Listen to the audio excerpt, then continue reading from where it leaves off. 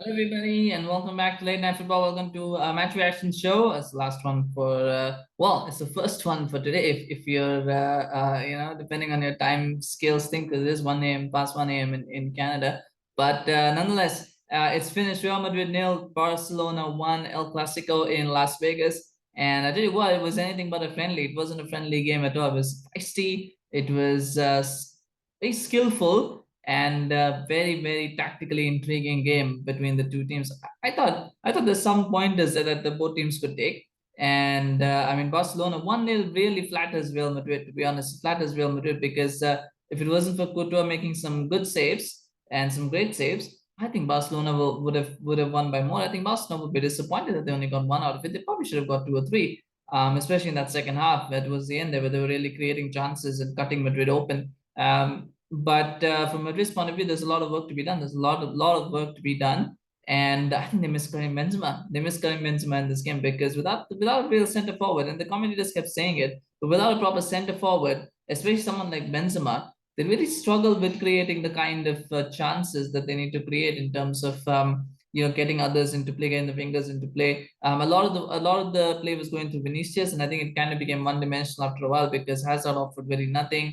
Rodrygo moved in the center in the second half, wasn't really involved. Mariano had that great chance towards the end, but even he wasn't very involved. So I think Benzema just offers that movement and that sort of target that nobody else seems to be able to offer. And I think not getting Mbappe might ultimately prove to be the difference this season. But nonetheless, I mean, great to Barcelona. Barcelona played really well. I thought they pressed really well. They used. I think what he was telling was something that you noticed was that Barcelona pressed very high up the pitch, but the way that they pressed was two for one. When Madrid had possession in midfield or anywhere else, anywhere on the pitch, they had to keep going long. They had to keep going long because there was no out ball. There was no outage for them to get out, and to play because they couldn't play through the press. They had to play over it, so they kept trying to go with risky long balls. And the problem with that is sometimes it will come off, but most of the time it was just the ball just went back to Barcelona and they just kept attacking again.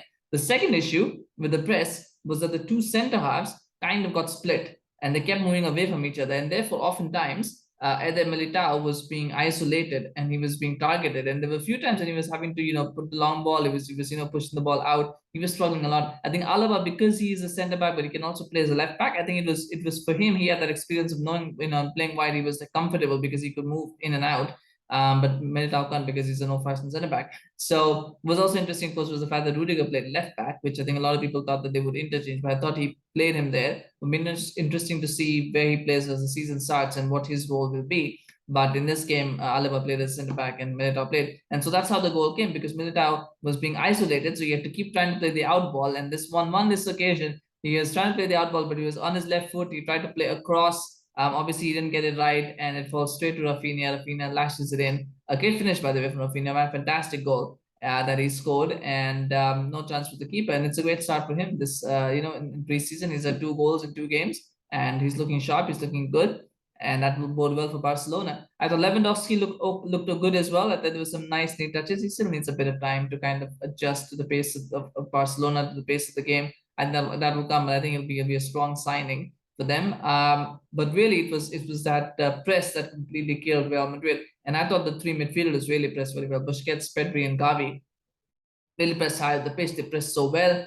And the problem for Madrid was that their midfield couldn't respond to that. They couldn't. And so every time Tchouameni had the ball, every time Camavinga had the ball, every time Militao had the ball, they just hounded and harassed them and they got it away. And without having a proper center forward, the outball was never there. The outball was never there. They need somebody who could hold it up and who could probably bring others into play, but they just didn't have that. So they struggled with that, and the Barcelona just took full advantage of that. And like I said, they should have scored a lot more.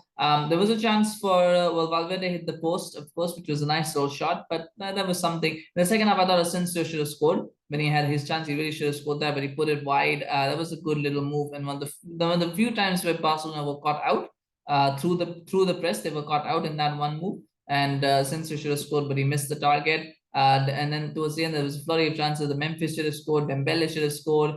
And I was surprising that Aubameyang was a bit anonymous in the second half. Normally he does do something, but he was a bit anonymous. And what's interesting is the squad depth as well. If you think about it, Barcelona now have some incredible spot there, because if you look at their first team, they've got in the midfield, they've got Busquets, Pedri, and Gavi, and they want to change it up. They've got Frenkie de Jong, they've got Nico Gonzalez, they've got Sergio Roberto who can play there, they've got Frank Garcia who can play there. So they've got a lot of options. And then if you look at the forward line, you've got Aubameyang, Lewandowski, Raphinha, Dembele, Fati, Torres, and Memphis Depay. They've got lots and lots of squad depth and lots of options, which is it's great to have in a long season. And the defense is the one issue though, because I think it's too slow. I just think it's too slow. That defense is too slow. They were not tested today because Benzema was playing, but it's a little bit slow. I mean, Araujo was caught out quite a few times by Vinicius, and they do quite a little bit of defending there. And I think Eric Garcia would have been troubled as well if Benzema was playing. But that needs to be fixed. And I think once, and you can see why they're going for Jules Koundé. All the talk about Chelsea and all that aside, you can see why they're going for him. So I think if they get him, that should help them a lot, because he's got that pace and ability on the ball as well to kind of help them out. So that's in Barcelona. I think Barcelona will be on the basis of this doing. I think Barcelona will have a much provide a much sterner challenge to Madrid. I would say that Barcelona, I think, are favorites for La Liga this season. Just the amount that they spend, as the players that they brought in, whatever else they may have off the field issues and whatever they've done in a transfer market. The reality is they have a very strong team on the field right now. So I think they'll be favorites for the title. I also think they might be the closest. If they get Jules Koundé, I think they might be the closest challengers to Manchester City for the Champions League. I do think that, but we'll see. There's still some time. There's still some ways to go for that. So we'll see. We'll see what happens in the transfer market. But let me know in the comments. What did you think of the game? Did what do you think? Was it entertaining? Where do you think Barcelona did what went did so well? What did Barcelona do well? What did Real Madrid not do so well? The other way around as well. Was there some areas that you think Barcelona can improve? Areas that Real Madrid can improve? Let me know in the comments. Always happy to hear that. Hear your thoughts. And of course, remember to smash a like for Barcelona. Because they won. You can also smash a like for Real Madrid, of course. Why not? And let's smash a like for Thibaut Courtois, who did absolutely amazing, I thought. And do remember to subscribe to our channel on YouTube. Follow us on Facebook, because, like I said, lots of things happening, lots of games now, as well as lots of transfer news. So you can get notified as soon as videos drop, because we are doing videos and reactions as we hear. So thank you so much, and have a good night or day, whatever time you're watching this. We'll see you again soon. Bye bye.